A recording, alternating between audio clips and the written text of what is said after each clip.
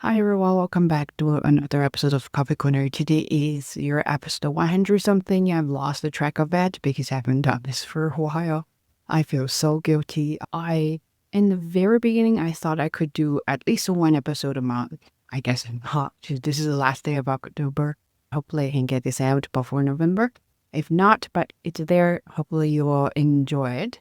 So the reason I haven't done this topic, of course, there are many reasons. The number one reason, of course, is always time. It is very difficult for me to find decent time to record a video. Because sometimes I just want to sit down, take my time, and I really enjoy filming this or enjoy the whole process of it. It is very hard. I've got a toddler, and now I'm back to a full-time job. Plus, I tutor on the side. And also, I want to run and do some exercise.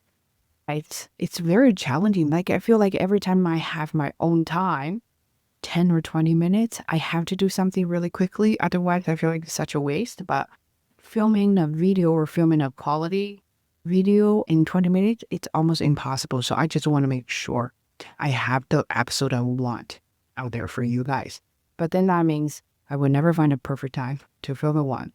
Anyway, second reason I haven't discovered, I didn't discover why I didn't want to film, or I feel like I had nothing to talk about until a couple days ago. I saw this video talking about self-help gurus, and I was like, that's actually the reason why. Before a few episodes, I was very into self-help. Of course, my video was kind of like a self-help too. I was listening to a lot of podcasts about how to, learn and discover and improve yourself.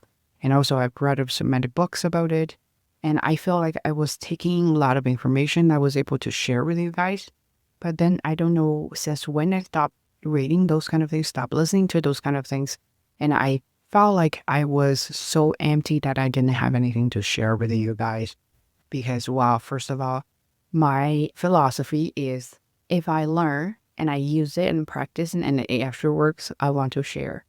If I don't learn, of course, and I don't use it, there's nothing to share about, and I don't want to go ahead and just lecture everybody. Nobody needs to be lectured, to be quite honest. If I read, learn, and I find it useless or I find it very empty sometimes, I don't know if you can understand the feeling of it. Sometimes you read it, you feel like it's powerless, or the words they say, they just don't hold any weight. Then I feel it's nothing. I don't want to share nothing with you guys. The last reason is actually very interesting, and I mentioned this in the previous video. I've taken a new class this year, and they're at a really higher levels with a definitely better educational background. And when I started teaching this class, I felt like I was not only teaching, but more of communicating with intelligent people. And I was able to share a lot of my ideas, philosophy. I was able to also try out a lot of exercise or even say experiments with them. And they loved it. I loved it. I feel I got a platform to share my idea that is enough for me to stand out. And I'm not saying that to you guys or this platform has been no longer in use. But what I say is once you have a venue and you start to rent or start to do things you like, you don't feel other things are necessarily should be there for you anymore. It will be more of, it's nice to have it, but once it has become a burden to you, and then there's no fun left at all. But I like the connection with the people. I like the connection with you. I like when you share your own stories, ideas. So that's why I try my best to keep doing this, but I want to bring up more good topics or more valuable topics or more things that you can resonate with me rather than just give you an empty talk about how you should do things, right? How you should do things. And anyway, I was trying to get Bob come to sit on sofa with me because finally I got this room by myself. Of course, he doesn't work for me. So yeah, no chance. Anyway, 5 minutes in, I still haven't got touch on the topic yet. I will start now. First of all, let's talk about self-help. I used to love it, probably because I need a way to figure out myself first. I'm that kind of person that when I do things, I actually observe myself, how I react, how my emotions evolve, or even how I say things or behave. I want to observe myself as a third person to learn why I do so and what the consequences actually are brought by doing so. That gives me a chance to learn and improve, to be a better version of myself. When I share this with somebody, they found it odd. So why do you do that? It's extra work for you and this and that. I like it, and that's why I got into self-help in this channel too, is you get to discover yourself. For most of us, we don't really have enough resources to learn or to figure out things. Let's say you don't have enough time, you don't have financial ability to afford therapy sessions to navigate your childhood and navigate your behavior and what's in your mind, those kind of things. So you have to do something for yourself. But out in the market, there are so many self-help resources on books or on social media. There are a lot of people talking about how they discover and learn, and they're now trying to help people. But how much of that do you know they are actually good for you, or they are valid, they're solid, that you can trust? How much of the content you can trust, and how much of content is actually just empty talk, or how much of content you think you can trust, you trust it, and actually to you to an extreme end, right? So for example, in early videos of mine, and I've talked a lot about family of origin, and I say the influence of it on me, and I talk about how sometimes I wanted to blame them or blame it for what I can or cannot do, those kind of things. That's because back then I was on social media a lot, and then that was when this topic was so popular, and then you just constantly got fed by the social media, by the algorithm, and then you start to think, yes, of course, when I cannot do things the way I'd like, or when I encounter some difficult moment or situations, and I cannot or I feel unpleasant to handle that, and I blame family of origin because they've never taught me to do so, or if I had a really good family, I didn't have to deal with those kind of awkward moments or difficult situations, those kind of things. They really enhanced how you feel about that cause. And then they brought you an excuse and say that, hey, look, if you cannot do that, it's not your fault. Don't blame yourself. You know, you poor guy, you've suffered. Da, da, da. I'm not saying that people don't actually suffer or haven't suffered. Some people definitely do. But how many of them are actually really suffering from their family? Or how many of them are just saying that because, well, there's no other excuses for me to not do work, right? And that's the fine line you can draw. But how would you know? Because let's say if you're very young, you don't have much experience of life, and you don't even have much knowledge or mentality to support yourself to distinguish the bad from the good. And it is hard to tell which kind of information I should take in, which I cannot or I should not. Then I dived in a couple of books that are more academic rather than recreational. And of course, it's very dry, you have to really like reading literature or something. But you learn the philosophy behind it, you learn the research behind it, and there's the stats to support in those kind of things. You want to know those kind of things before you actually take action. But that is hard because we don't have much time, or we don't have even ability to comprehend what's out there actually for us. And one thing in this video, he mentioned why irony, and then he showcased when he brought this guy did the TED Talk, and then he was saying the ironic part of his speech is people trust the influencers over experts. And while the experts should be more trustworthy than the influencers, the reason for that, I think experts stayed in their circle too much, too focused, that it's hard for them to get everything out in a simple language with a short time.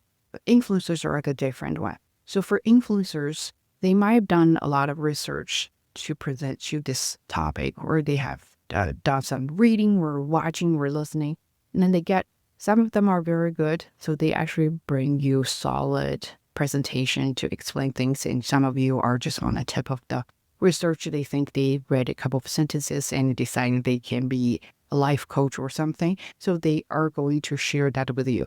The problem between experts and influencers are experts are too focused on academia, and influencers, of course, are trying to sell you something. Either it's a product, a service, or ideas. They want you to get connected with them. They want you to stick to them. And of course, that's how they generate profits. Different ways, either financially or in other format. So they show you this simple or this complicated idea in a very simple and impactful way. If I repeat one sentence, I said, you got to trust yourself. Life is really hard. If you don't love yourself, who's going to love you? It is how you should treat yourself, because treating yourself or da. So what is the reference behind that? What is the logic behind that? Nobody asks. But because that sounds good to you, and then that's very impactful when you hear that the first time you listen to this, if you're like, yeah, I got to treat myself.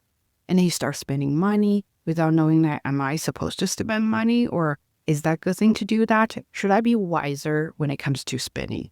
Or treating myself is only one way.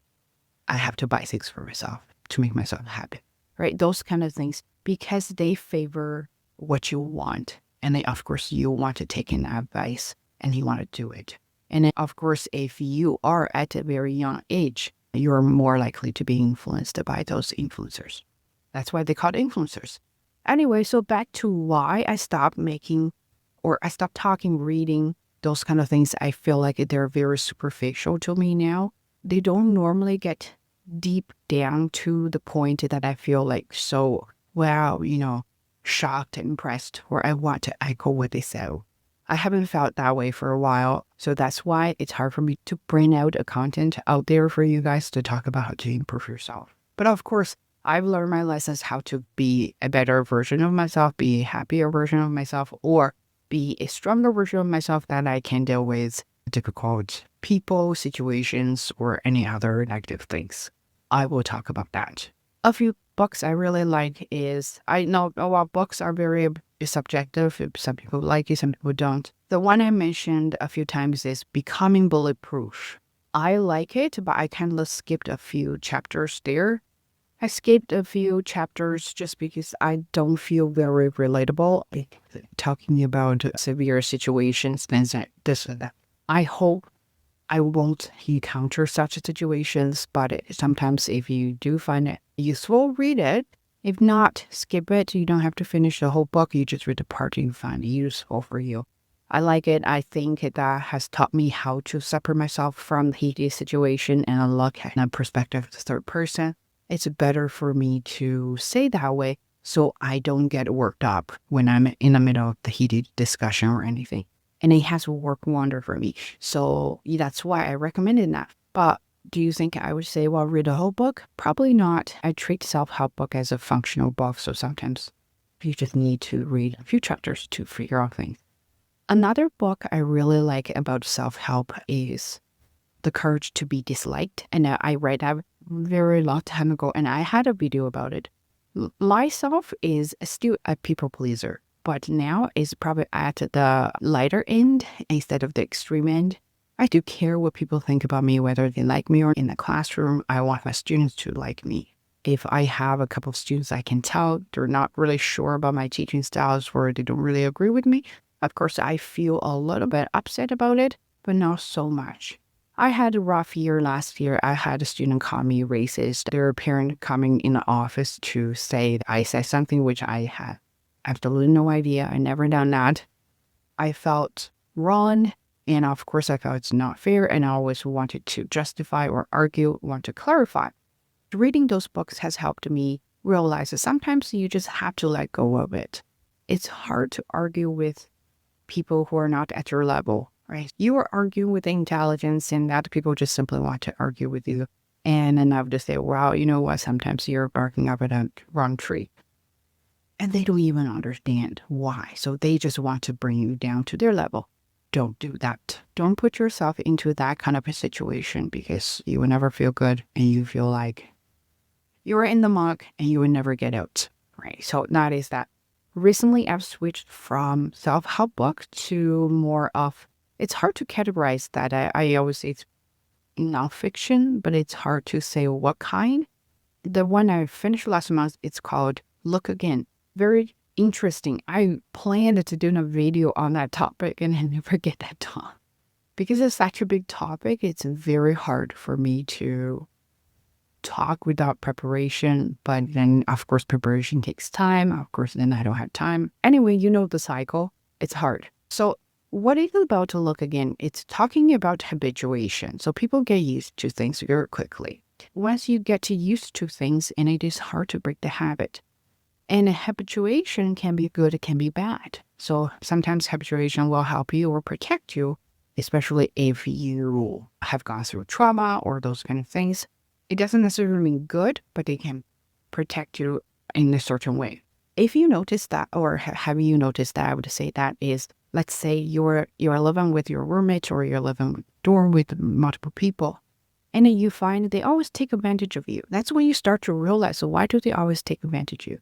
They ask you to maybe bring a textbook to the class because they forget, or they ask you to turn off the light because you're close to the light switch, or they ask you to do a lot of things. But it seems like in the very beginning, they were very polite and they asked you, they said thank you. But as things go on and they gradually kind of lose that gratitude, starts to become a part of routine and they take it for granted. And then you realize that you decide, I'm going to say no to them. And then that's when they start to say, why have you changed? They don't like when you change because what you do benefits them. So that's habituation, protect that, right? They get used to that. They don't want you to change. But also for you to realize that to break that habit or break what you normally would do for them because now they start to hurt you, also very difficult for you because you have to start to learn how to say no to them. And also bear their hate or dislike or other things that you don't normally deal with. Also, habituation can be really bad in the marriage. You have been in a marriage for a very long time, or you have been in a relationship for a very long time. You've seen each other every day. You've done everything together, and then you got used to each other. And there's no such thing called a surprise anymore. This surprise doesn't necessarily mean like you get a gift or anything. Just means you get home and you feel, wow, it's new today or something like that. Can be an experience, can be a physical product or whatever, right? So in a marriage, it's very, very difficult to get rid of the habituation because you guys are staying together other than you're going to get a divorce. Then that's a different story. So how are you going to bring this freshness to your relationship is the way to keep your relationship going longer. Go on a trip, do something different, do things separately. Normally, when you do things separately, people or even guys, let's say in that matter, mostly I'm saying based on what I've observed, it doesn't have a scientific support for that. So normally think about guys have hobbies. They go fishing, they go running, and they go do sorts of things, or they even playing games. They kind of draw themselves out of your life circle, and that's how they stay like the way they are. And then you are excluded, and then you are stuck in this situation that you have to look after the kid, you have to take care of everybody, you have to do other chores in the house or outside the house, those kind of things. You get used to it, he get used to it, and everybody gets used to it, and it's always your job to do such a thing. So you want to break the cycle. Of course, I can go on and on to talk about that. It can apply to relationship, work environment, and then other things that how you can help yourself grow better. And then not saying like you're going to love your job, but do a better job if you have to do it. I really like the book, but again, I gave it 3 stars on that. Some of the things that when they explain, I feel like it was over-explained. Too many examples. I say, yeah, I get it. You don't have to do this. And I feel like they're piling up the words instead of actually delivering information to you. If you can find a summary of this book, it would be better. You don't have to necessarily go through the book. But that's what I learned, and I really like the concept of it. But that's our daily life thing, right? It's very academic because there are a lot of research, a lot of citation stuff. But it's related to life, and I want to learn that in a very scientific way. So when I talk about it, I feel like I'm kind of, doing research or those kind of things. Then, of course, I got into running, and then I start to read this book, what I talk about when I talk about running, and I really like it. And then he said one thing really triggered me, or struck me. Let's use a positive word here, is unhealthy soul needs a healthy body. I think that's what he said, and that's what I remember. So I was like, yes, that's why. That's how I started exercising. And then I still remember back in 2014, that was the darkest moment ever in my whole life. I had no money, no school, nothing. And my study permit was about to expire and I didn't know what to do. And am I going to go home at this age and what am I going to do? So anyway, it was really, and I know something wrong with my soul, with my mind at that moment. So I started to do hot yoga, and that was my first time. And it's so funny that I didn't have money, but they had a student discount. So it's $14 a month. You go. And because I didn't have anything to do, so I pretty much went there every day because I have to get my money back. It has to worth the money, right? So I did that. I started doing exercise. Then everything has become better since then. But that's one habit and that's one hobby I've picked up since then, and I really enjoyed it. I think when you have a flawed mind or soul because you can't handle certain things, you don't know how to handle things properly, and you always feel stressed, overwhelmed, you have anxiety, you have panic attack, those kind of things. You need a healthy body that is strong enough to help you contain your fragile soul so your body, the physical body is like a shell, hard shell, to protect your soft soul and a delicate soul. And then you can function as a normal person. So that's why you see people from outside, they look very normal, but you never know what they look inside. For me, same thing. When people see me, they always say, you're such a happy person, you're so joyful, and you're so bubbling and very extroverted in class. But deep down, I'm a very quiet person. I'm able to present you that version of myself is because I am exercising a lot to get a strong body. Eventually, will have a strong mind to handle a lot of things. I'm definitely tougher in many ways now than a few years ago because I started from yoga, Pilates to functionality training, that I want to be able to function in a certain way. That has really struck me a lot. That I was like, wow, I love the book so much. And I've read probably at least 3 times already, but because certain quotes I really love, so I just go back there and read it and go back there and read it. Those kind of things. And right now, I think I have the book here. Oh, it's so very convenient. Is this book. I'm taking my time to read it. This is called Thinking Fast and Slow. I really love it. Again, very, very dry, very academic, but life-related. I like those kind of research thing that it's life-related. So this guy, this author, Daniel, last name I cannot pronounce, he is a winner of the Nobel Prize in economics. He's talking about 2 systems in our brain. Is system 1 and system 2. System 1 is your intuitive thinking. So everything you see, you have first reaction, you have first answer, you have just right away you get that, and that's your system 1. System 2 takes a little bit of time to process and discover things.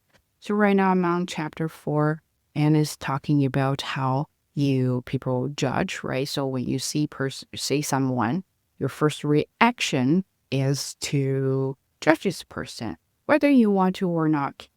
It's unconscious, right? You see the person, how she or he dresses, in hair, in the look, and even skin colors, even accent, and everything that comes from this person will be the reason you are going to operate your system 1. And then that's how biases or judgment happen.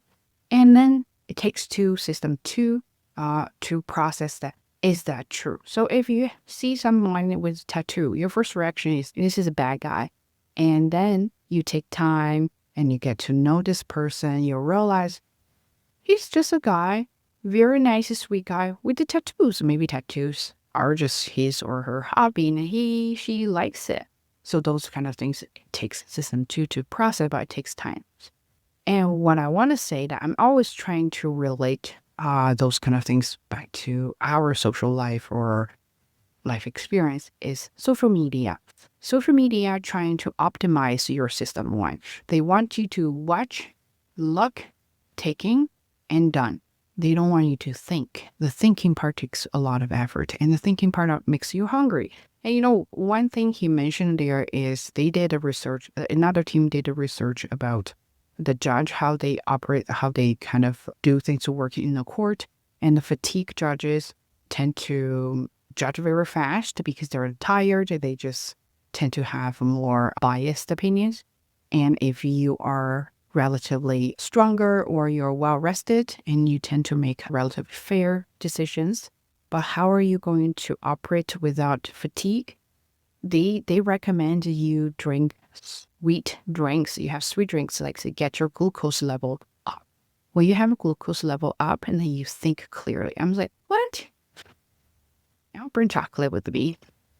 Anyway, those kind of things make me more cautious about being on social media. When I want to learn things, I would rather read instead of watch or listen. Watch will be my last option unless it's about showing you how to do things. And I would, of course, want to watch a video of the steps because I'm a visual learner. So that's a different story. Anyway, and for that, when you're thinking about your operating systems, you can actually apply this to you. So simply put here, don't let your intuition interrupt your system too. When you want to judge someone, just give yourself a little bit more time to say something before you regret. And you want to take your time to know it.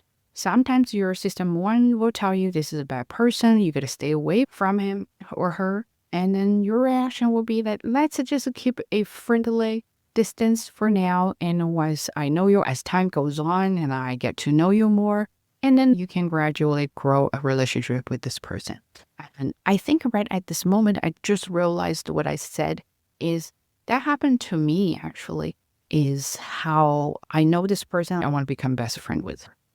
And then later on, there's drama and there's hurt and harm, those kind of things, because I didn't really know this person really well. I shared all my secrets with her and she broadcast everything to everybody and I got hurt, right? So now I realized that that's because my system one is not working properly for me.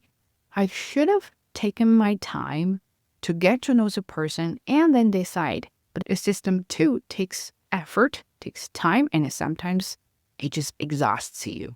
And you don't want to do work because we, of course, have this lazy nature as a human being. And then you make mistakes. So for you, if you're thinking about any relationship, friendship, social relationship, or romantic relationship, think about your system two and let it decide for you for a bit. Just take your time. And I know sometimes taking time is difficult, but the word I learned from the book I read, what I talk about when I talk about running, I really love it, is he says taking time is new efficiency. Yeah, so take your time. Anyway, I'm happy I made this and I hope you like it. And I will try my best to do another one. Stay tuned. Bye. Still can't get Bob here, but I can show you Bob.